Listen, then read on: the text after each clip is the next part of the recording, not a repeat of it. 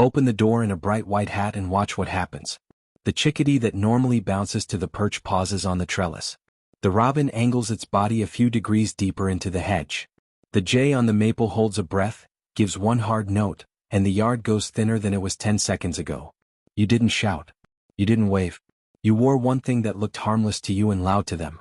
Is there really one color every bird hates? Not exactly.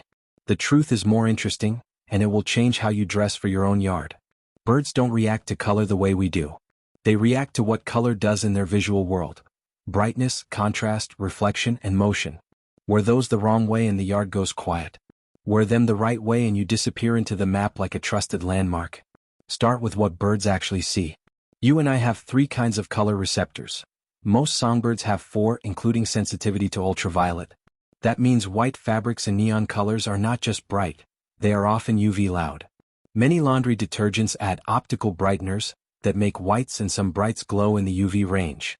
To a robin or chickadee, your crisp white cap isn't neutral, it's a flashing beacon. Add sun and movement and you built a portable alarm.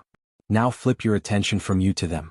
Watch how many species use white or high contrast patches to signal urgency. Juncos snap white tail edges in flight. Northern mockingbirds flash white wing bars to startle insects. Flickers and many woodpeckers reveal white panels in alarmed, bounding flight. White used quickly equals information here now go. When you stride into the yard wearing the strongest white on the landscape, hat, socks, gloves, branding stripe, you're broadcasting a pattern that already means pay attention in their vocabulary. Not hate. Not personal. Pattern recognition. What about red? Don't birds hate red? Not as a rule. In some species, red means the opposite of go away. Hummingbirds are drawn to red blooms because those shapes reliably pay nectar, not because they love the pigment itself. House finches display red for mates. Cardinals are red year-round and do just fine. There are species and seasons where red is a fight flag. Classic studies in European robins found territorial males would attack a red patch more than other colors during peak breeding, but that is not a universal backyard law. If a local robin in mid-spring lunges at your new scarlet garden gloves while you stand near his boundary, that's a neighborhood drama, not a color curse. So if it isn't one evil hue, what triggers the drop in trust? 3 things nearly everywhere: high luminance contrast, sudden reflection, and fast movement. Bright white or neon against green shade produces maximum contrast. A mirrored sunglass lens, glossy watch face, or phone screen throws hard reflections that look like wing flashes or water glare. A fast, straight-line approach with your torso square and your hands high says, predator on a schedule. Mix 2 of the 3 and you'll feel the yard stiffen. Stack all 3 and you'll watch it empty. There's another layer you don't notice until you look for it: silhouette. Birds read outlines long before they parse details. A black umbrella across open lawn is a hawk to a nervous wren. A hood pulled up, big headphones and reflective lenses turn your friendly face into a new animal. A rake carried at shoulder height is a 4-foot set of wings. Carry that same rake low along your leg and it turns into a stick. You didn't change color. You changed shape. Here's the quiet myth: dress like a birder, only olive and khaki, and you'll be invisible. Matte, muted tones do help, but they aren't magic. Behavior still beats wardrobe. If you want the quick wins that work in any outfit, steal the field rules guides use when they lead people inches from wild birds. Break your outline with shade, soften your gaze, keep your hands low, and move on the edge, never the center. Let's make this practical and testable in your yard this week. Test 1, the white hat swap. For 2 mornings, step out in a bright white cap and walk the center line of the lawn at your normal pace. Count how many seconds pass before the first bird resumes visible feeding. On day 3, wear a matte cap in slate, olive, or soft gray and walk the hedge edge with your hands below the waist. Stop once for 10 seconds with your head slightly averted. Look past the bird, not at it. Count again. You'll feel the yard let you closer. That number is what contrast and path do in their eyes. Test 2, the UV check. Take your brightest white shirt and one muted shirt into a dim room with a cheap UV flashlight, $10 online. The glow you see on the white isn't sci-fi, it's optical brighteners. If you want to be quiet to birds, wash one set of yard clothes in detergent without brighteners, labeled free and clear, often with no optical brighteners. Wear those on high-traffic mornings in spring and late summer. The difference is subtle to you and loud to them. Test 3, the reflection diet. For 3 days, put your phone in a pocket before you step out, switch to non-mirrored sunglasses, and slip a wristband over a glossy watch face. Move the feeder into afternoon shade so it's not backlit like a mirror. Reflection plus motion is a false signal in bird world. Remove it and watch how quickly normal resumes. What color should I actually wear? Think backdrop, not brand. Birds calm faster when your clothing sits near the yard's baseline luminance. In leafy seasons, muted earths, olive, sage, taupe, slate, denim, reed as background. In snow, pure white can be quiet, but add matte texture and avoid black stripes that create harsh contrast. In open sun, soft gray often works better than deep green because it reflects less UV and holds less heat. The material matters more than the name. Matte knits beat shiny synthetics. Avoid high-vis athletic neons when you want close behavior. They scream in UV and human visible. And my favorite, red hoodie?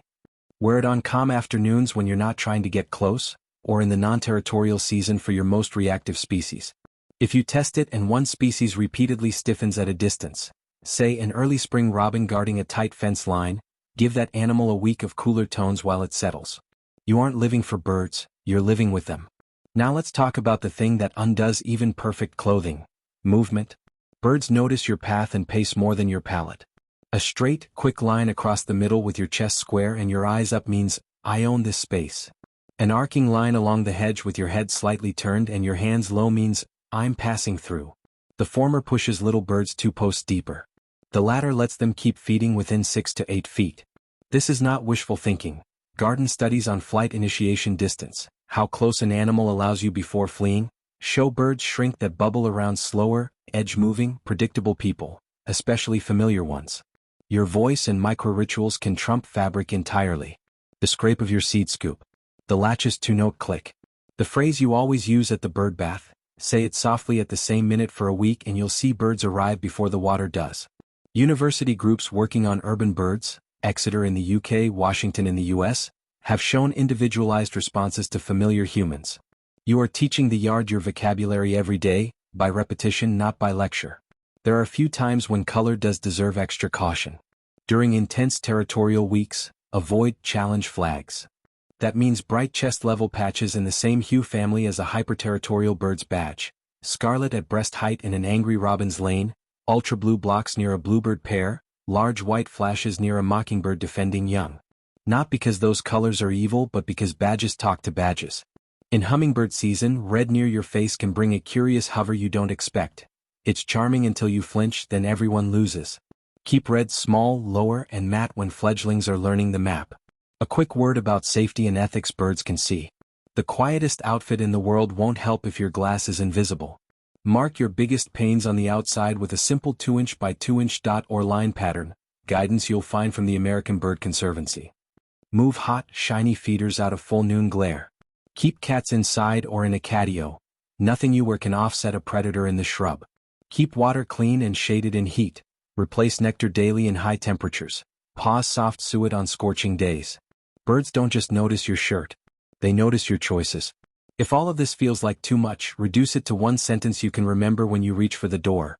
Wear quiet, move quiet, and keep the yard's edges working. Quiet clothes mean low contrast and low reflection. No UV glow, no mirror flashes. Quiet movement means hands low, eyes soft, edge lines, 10-second pauses. Edges working means shaded feeders, marked glass, clean water, and a brushy corner you don't tidy. You can be in bright red on a cloudy day and still pass if your movement and map are good. You can be in perfect olive and blow it with a mirrored lens and a center field march. Before you post this and forget, try the 3 morning challenge. Morning 1. Wear your brightest hat, mirrored glasses, and a neon shirt. Walk the center line. Note the seconds to first resume of feeding. Morning 2. Keep the same clothes but walk the edge, hands low, eyes soft, phone away. Morning 3. Switch to matte, muted clothing without optical brighteners, keep the edge path, and stand in light shade for 40 seconds before you move. Write down what changed, species, distance, seconds. That small data set will convince you faster than any expert could. Here's the part you'll love. Once you have the rhythm, you can wear almost anything and still belong in the map. Your reputation starts to carry more weight than your wardrobe. The chickadee doesn't measure your color chip. It measures whether you are the same person who watered at 7:20, moved along the hedge, and spoke softly when the latch clicked. That's how a wild animal with a brain the size of a pea thrives in a neighborhood. Pattern reading, fast and deep. So, no, there is not one cursed hue that makes every bird hate you instantly. There is a handful of visual and motion cues that shout in a language you didn't grow up hearing. High contrast white and neon in full sun, UV glowing fabrics fresh from brightener detergent, mirrored flashes from your face and hands, and quick, square, centerline movement. Change those and you change the conversation. When the yard stays alive as you step out, when a robin resumes, a chickadee commits to one clean approach, a jay gives a soft, okay, instead of a hard down, you'll know you dressed in the only color that really matters to birds, predictable.